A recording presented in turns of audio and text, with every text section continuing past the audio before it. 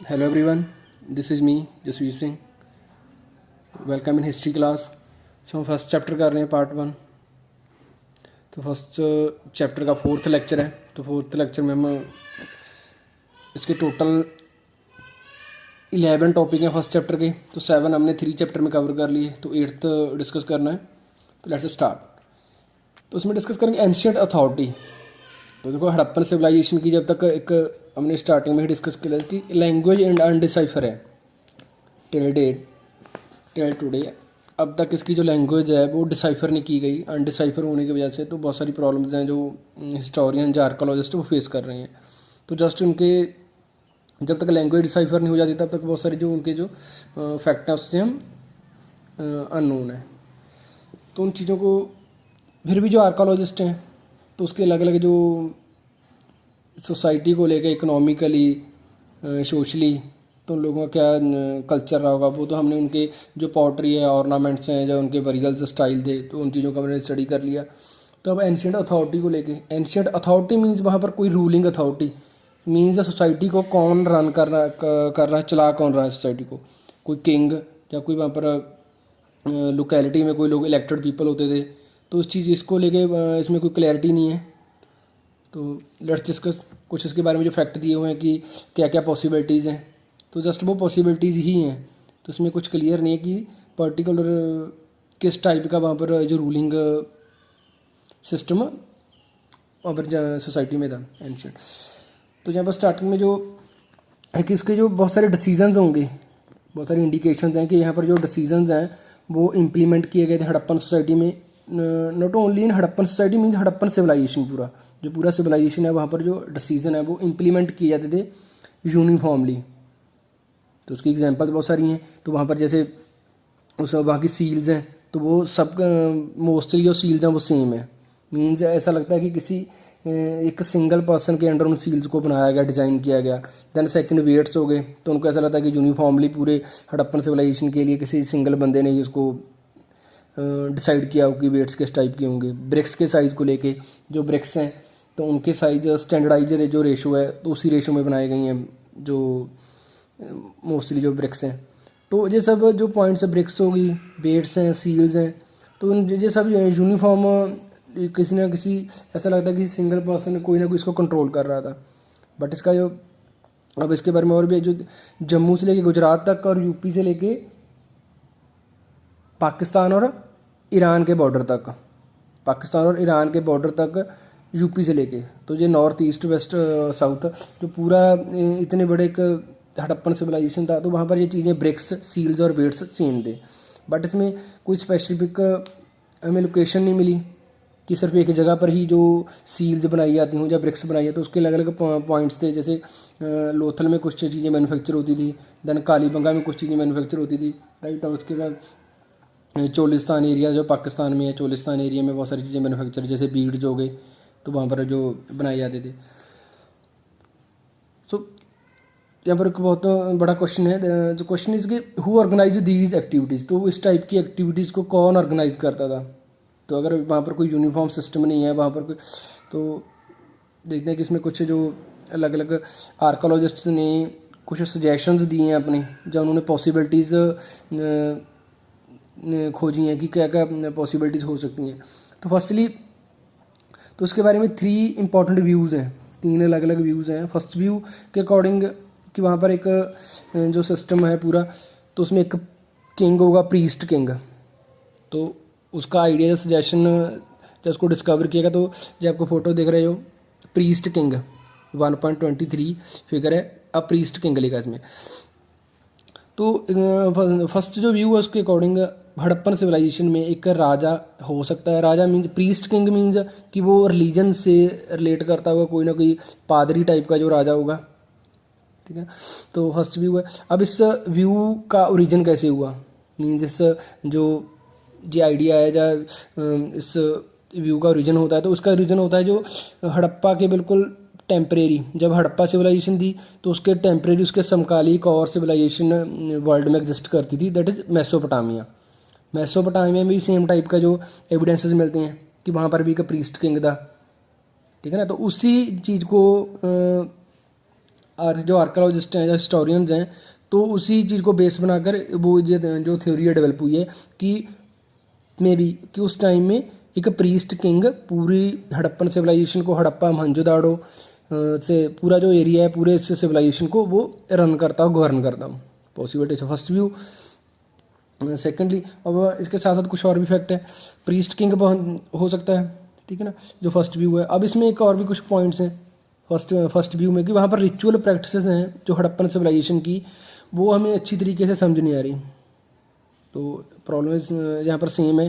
Problem क्या है कि लैंग्वेज अनडिसाइफर है। जब तक लैंग्वेज डिसाइफर नहीं होगी तो बहुत सारे जो फैक्ट हैं उसके बारे में हम हड़प्पन सिविलाइजेशन को डिटेल्ड डिस्कस है जो उसके बारे में अच्छे तरीके से हम अंडरस्टूड नहीं कर सकते। तो जब तक उनकी, इसीलिए उनकी जो पॉलिटिकल पावर का सोर्स क्या था, तो वो जो पॉलिटिकल उनके इंस्टीट्यूशंस कौन से थे, तो उसको हम अच्छे से डिस्कस नहीं कर पाए सर। जस्ट हमारे पास व्यूज़ हैं। फर्स्ट व्यू तो होगा प्रीस्ट किंग होगा। सेकंड जो आर्कियोलॉजिस्ट का ओपिनियन है, जब वो थ्योरी, तो Harappan society had no rulers, उनके अकॉर्डिंग जो सेकंड व्यू है उसके अकॉर्डिंग हड़प्पन सोसाइटी में कोई राजा कोई रूलर नहीं था, ठीक है ना। एवरीबडी एन्जॉयड इक्वल स्टेट्स, कि सब लोग इक्वली स्टेट से एंजॉय करते थे, चाहे कोई लोअर क्लास है चाहे कोई अपर क्लास है, तो जो सेकंड व्यू है। बट जो थर्ड व्यू है, जो कुछ आर्कोलॉजिस्ट हैं उनकी जो थ्योरी है, उनका ओपिनियन अपना जो थर्ड व्यू है, तो उसके according there was no single ruler but several. Means यहाँ पर कोई एक सिंगल राजा नहीं था, there was no single ruler but several, कि यहाँ पर बहुत सारे राजे थे। तो थर्ड व्यू के अकॉर्डिंग जितने भी वहाँ पर अलग अलग इंपॉर्टेंट सिटीज़ थे, जैसे हड़प्पा का एक किंग था जो उसको रूल करता था, उसमें रूल करता हड़प्पा सिटी में। देन मोहनजोदाड़ो का एक सेपरेट रूलर था, राइट। उसके बाद जो लोथल है, जो अलग अलग एरियाज़ में अलग अलग रूलर थे, तो ये थर्ड व्यू है, ठीक है ना। तो तीन अलग अलग टाइप के जो थर्ड व्यू है, इसमें कुछ और भी चीज़ें ऐड की गई हैं कि अगर हड़प्पा मोहनजोदाड़ो में अलग अलग सेपरेट उनके रूलर होंगे तो वहाँ पर जो चीज़ें सेम यूनिफॉर्म टाइप से बनाई गई, जैसे ब्रिक्स सील्स, तो उसकी पॉसिबिलिटी कि वहाँ पर उन्होंने प्रॉपर प्लान किया, प्लानिंग से बनाई हो कि उनका जो भी मटेरियल या मैटर उन्होंने डिज़ाइन करना है तो वो सेम करते हैं ऑलमोस्ट। वो किसी न किसी एक पर्टिकुलर जगह पे जब उन्होंने फिक्स कर लिया कि पूरे सिविलाइजेशन में इस टाइप की ब्रिक्स होंगी, बट उनके जो रूलर्स हैं वो उन्होंने कंसेंसस दे। जो थर्ड जो थ्योरी है, जो लास्ट थ्योरी है, तो यही ज़्यादा प्लॉसिबल या ज़्यादा ऑथेंटिक मानी जाती है कि पॉसिबिलिटी है कि वहाँ पर अलग अलग रूलर्स हो सकते हैं। तो क्लियर है। एंशिएंट अथॉरिटी को लेके वहाँ पर क्या है, फर्स्ट जो व्यू है उसके अकॉर्डिंग प्रीस्ट किंग हो सकता है कि वहाँ पर एक रिलीजन को मानने वाला कोई ना कोई जो रिलीजियस प्रैक्टिस करता है तो वो प्रीस्ट किंग होगा। आइडिया कहाँ से आया? आइडिया आया मेसोपोटामिक सिविलाइजेशन में भी प्रीस्ट किंग होते थे, ठीक है। सेकंड ओपिनियन में कि वहाँ पर Harappan society had no rulers, Harappan society में कोई राजा नहीं था, सभी लोग इक्वली स्टेटस एंजॉय करते थे, ठीक है ना। और थर्ड जो व्यू है उसके अकॉर्डिंग मोहनजोदाड़ो हड़प्पा उनके अलग अलग रूलर्स थे, अलग अलग राजे रूल करते थे और उन्होंने अपनी कंसेंसस से अपनी एक दूसरे से वो उन्होंने ये चीज़ों को डिस्कस करके अपना पूरा सिस्टम है वो प्लान्ड वे से सिटीज़ को साइट को बनाया हुआ था। तो ये तो होगा एंशिएंट अथॉरिटी को लेके। Next topic is the end of civilization. तो अब सिविलाइजेशन के एंड को लेके कि सिविलाइजेशन तो फाइनली हमने देखो स्टार्टिंग में इसका जब इसकी डेटिंग हुई, कार्बन डेटिंग में जब जो भी इसका डेटा मिलता है, जो भी इसमें ऐसे मटेरियल्स मिलते हैं, जो भी ऑब्जेक्ट्स मिले हैं, तो उनकी जो डेटिंग कार्बन डेटिंग के अकॉर्डिंग 2600 से लेके 17 और 1800 BC तक हमें जो ऑब्जेक्ट्स मिले हैं उनको डेटिंग उनकी हुई है कार्बन डेटिंग के अकॉर्डिंग। तो मीन्स इसका सिविलाइजेशन का टाइम पीरियड क्या 2600 BC से लेके शुरू हुई जो इसका मैच्योर फेस है, 1800 पे आके इसका जो एंड हो गया सिविलाइजेशन का। तो अब इसके जो इसके सिविलाइजेशन के एंड होने के पीछे क्या पॉइंट्स हैं कि सिविलाइजेशन का ख़त्म, जो सिविलाइजेशन का एंड कैसे हुआ, तो इसको लेके भी कोई चीज़ें क्रिस्टल क्लियर नहीं है। तो जस्ट आर्कियोलॉजिस्ट हैं जो उन्होंने उनके एस्टीमेट्स हैं कि सिविलाइजेशन का एंड क्यों हुआ, क्लियर है। तो यहाँ पर आपको जो एक मैप है, तो इस मैप में तो ये वाला यहाँ से जो जा रही है ये सिर्फ जो रिवर बेस्ड मैप है, इसमें जो रिवर जो कुछ और जो उसके पॉइंट ऑफ व्यू से बनाया गया है।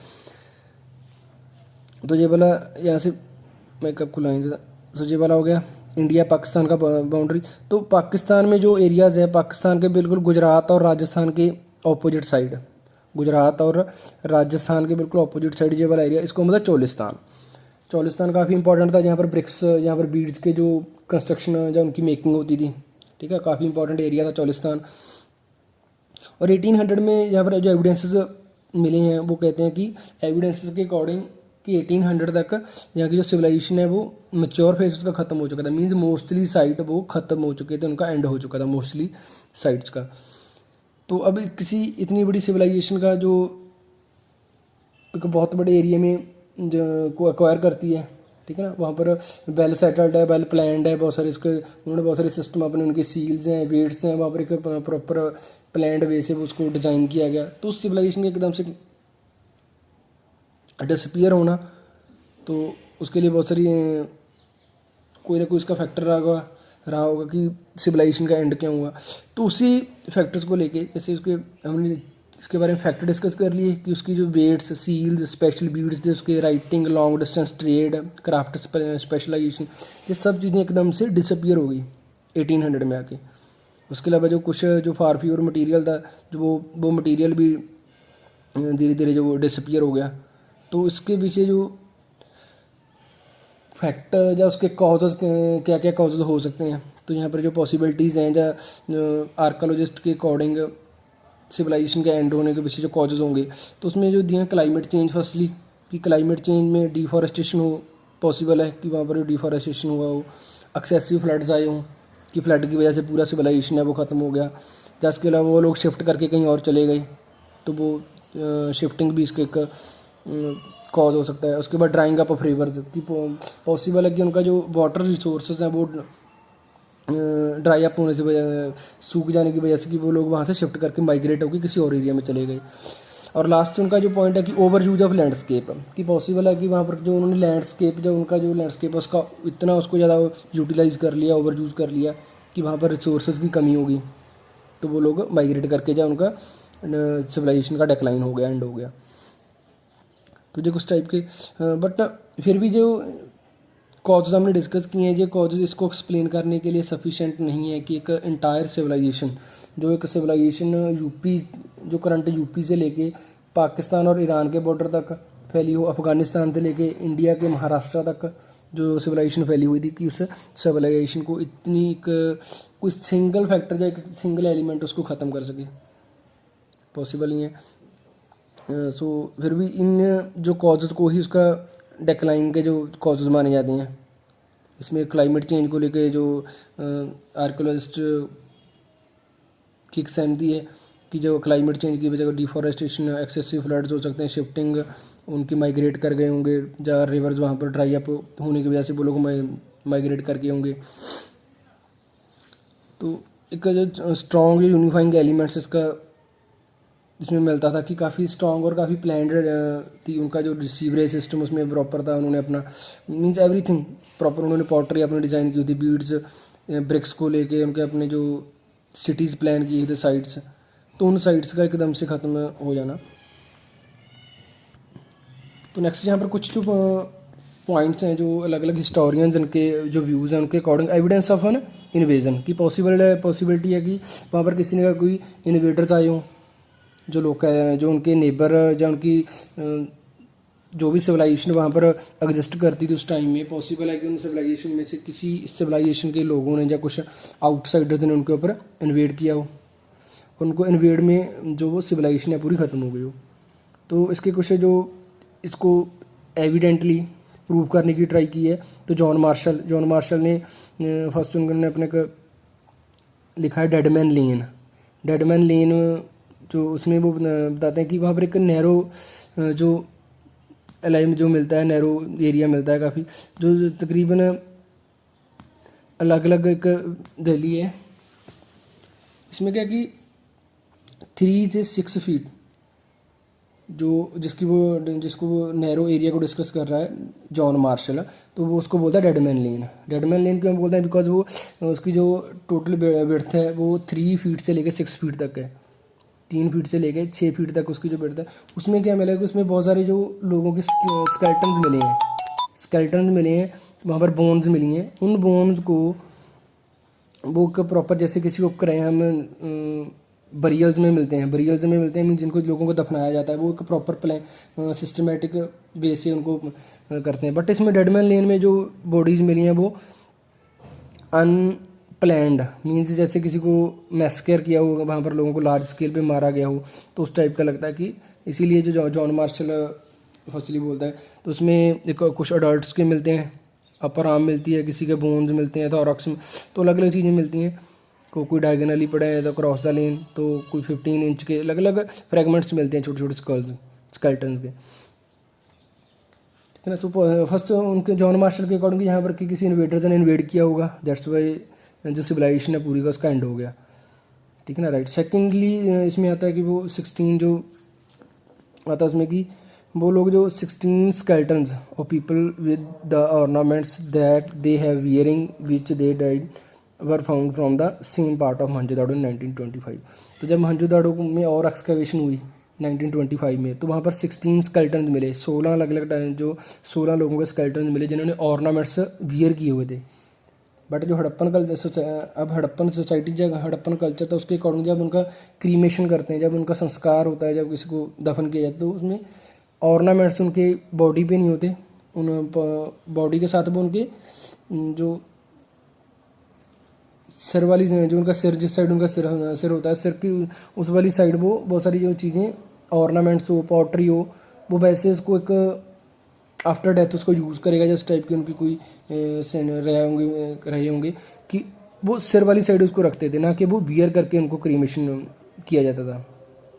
तो बरियल्स में वो पॉटरी और ऑर्नामेंट्स रखे होते थे, ना कि उन्होंने वियर किए होते थे। तो 16 जो ऐसे लोग मिले हैं, स्केल्टन मिले हैं जिसमें ऑर्नामेंट्स उन्होंने वियर किए हैं, मीन्स उन लोगों को मारा गया होगा। तो ये भी एक मैसेकर का जो एक एग्जाम्पल सेट करती है।